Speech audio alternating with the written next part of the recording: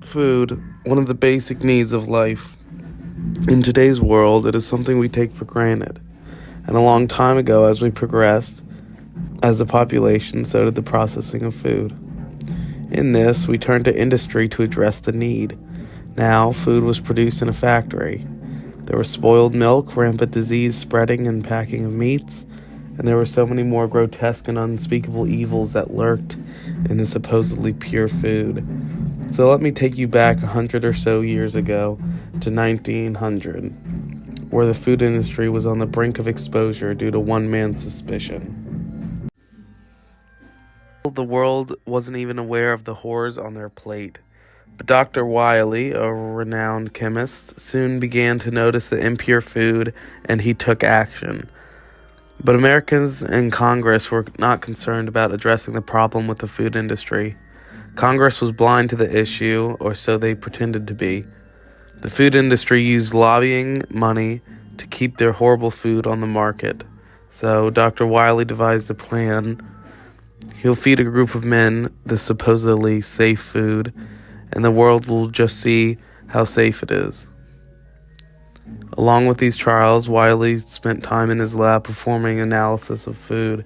What he found was repulsive.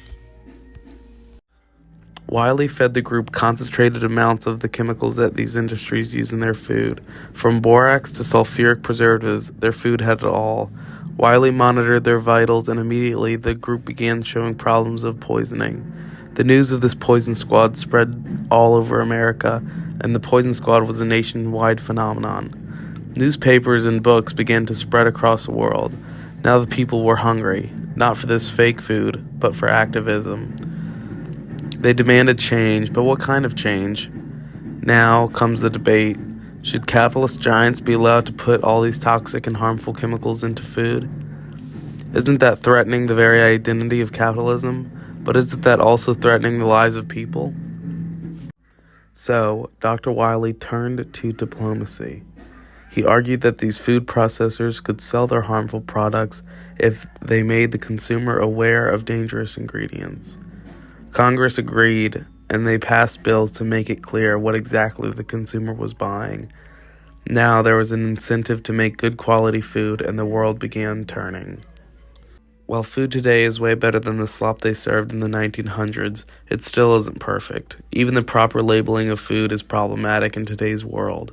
Orange juice, for example, often advertises itself as being completely naturally flavored, but that is simply impossible.